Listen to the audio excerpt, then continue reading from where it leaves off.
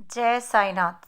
साईनाथ कहते हैं कि मेरे बच्चों, कभी कभी तुम्हें ये लगता है कि मैं तुम्हारे साथ नहीं हूँ, या मैं तुम्हें नहीं देख रहा, या जो तुम्हारे दुख हैं उन्हें नहीं सुन पा रहा हूँ। पर तुम्हारा ऐसा सोचना बिल्कुल गलत है। क्या तुम्हें नहीं लगता कि तुम पर कभी कभी कितनी बड़ी बड़ी परेशानियाँ आ जाती हैं, कितने बड़े दुख आते हैं, और कई कई बार तो इतने बड़े बड़े तूफान आ जाते हैं जिनमें से निकलना बहुत मुश्किल होता है, जहाँ पर तुम्हें भी ये लगता है कि बस अब तुम इन दुखों से बाहर कभी नहीं निकल पाओगे। लेकिन फिर अचानक से तुम बहुत आसान तरीके से हंसते हुए उन दुखों से बाहर आ जाते हो। तो वो कैसे आते हो? वो क्या शक्ति होती है जिसके कारण तुम इतने बड़े बड़े तूफानों से भी बाहर आ जाते हो? क्या तुमने कभी सोचा है कि वो अदृश्य शक्ति जो तुम्हें दिखाई नहीं देती, जो तुम्हें सुनाई भी नहीं देती, लेकिन फिर भी वो तुम्हें इतनी आसानी से बाहर निकल कर ले आती है, तो वो क्या है? वही परमात्मा है, वही ईश्वर है, वही मैं हूं मेरे बच्चों। तुम अपना दिल ये सोचकर क्यों छोटा करते हो कि तुम मेरे आगे प्रार्थनाएं कर रहे हो, अपने दुख सुना रहे हो, तो मैं उनको नहीं सुन पा रहा। मैं अपने सब बच्चों के साथ हूँ, हर समय, हर क्षण, जहाँ तुम मुझे याद करोगे।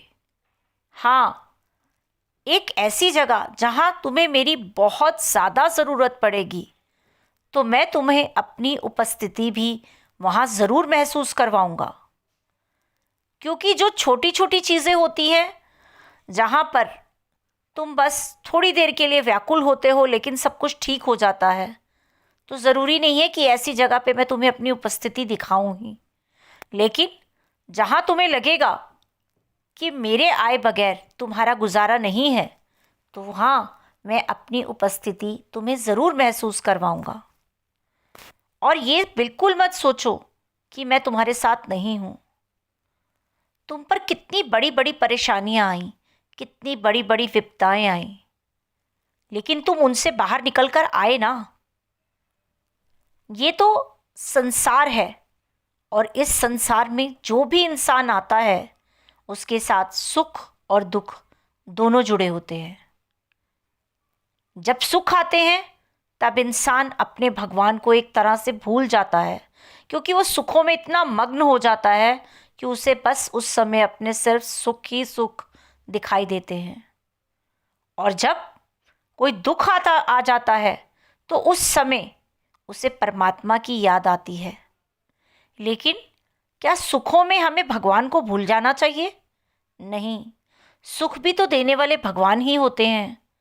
तो कैसे हम अपने सुखों में उनको भूल जाते हैं, और जैसे ही दुख आते हैं तो फिर हम उन्हीं पे ही दोष देना शुरू कर देते हैं कि भगवान, आपने हमारे साथ ऐसा क्यों किया।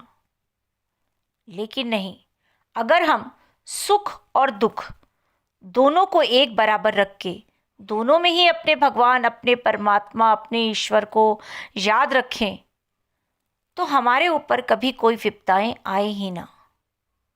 लेकिन फिर भी अगर तुम्हें लगता है कि कहीं ना कहीं इसमें जो तुम्हारे दुख आ रहे हैं उसमें तुम्हारा ईश्वर तुम्हारी बात नहीं सुन रहे, तो ये गलत है। जब भी तुम पे दुख आई, तकलीफ़ें आई, तुम उनसे बाहर निकले। हाँ, दुख तकलीफ़ आई ज़रूर, लेकिन तुम्हारा कभी बुरा तो नहीं हुआ ना, और आगे भी तुम्हारा कभी कुछ बुरा नहीं होगा। वो जो चीज़ें, वो जो तकलीफ़ें तुम्हारी किस्मत में लिखी हुई हैं, वो तो तुम पर आएंगी, लेकिन उनमें से तुम्हें बचाना मेरा काम होगा। वहाँ तक तुम जाओगे ज़रूर, लेकिन फिर भी तुम जाकर भी वहाँ से बिल्कुल सही सलामत बाहर भी निकल कर आओगे। क्योंकि जो किस्मत में लिखा होता है वो तो इंसान के साथ ज़रूर होता है, लेकिन अगर तुम्हारे कहीं ना कहीं कुछ अच्छे कर्म रहे होंगे तुमने कभी किसी का भला किया होगा या किसी के साथ अच्छा काम किया होगा, तो वो सब देखकर भगवान तुम्हारे ईश्वर तुम्हारे उन दुखों को बहुत जल्दी तुम्हारे ऊपर से काट देंगे, ताकि वो जो तुमने किसी की भलाई करी होगी उसका जितना भी अच्छा परिणाम है वो तुम्हें मिले। तो अपने ईश्वर के लिए कभी भी मन में ये बात मत लेकर आओ कि भगवान तुम्हें नहीं देख रहे हैं। तुम्हारी दो आंखें हैं, लेकिन भगवान की तो अनगिनत आंखें हैं, और भगवान अपने सभी भक्तों को एक ही नज़र से देखते हैं। उनके लिए उनके सभी भक्त एक समान हैं, चाहे कोई अमीर हो, चाहे कोई गरीब हो, या कोई भी हो। भगवान की नज़र में उनके सब बंदे एक समान हैं। बस बात यह है कि जब तुम उन पे विश्वास करके उन्हें सच्चे दिल से याद करोगे, तो वो हर जगह हर क्षण हमेशा तुम्हें तुम्हारे साथ ही मिलेंगे।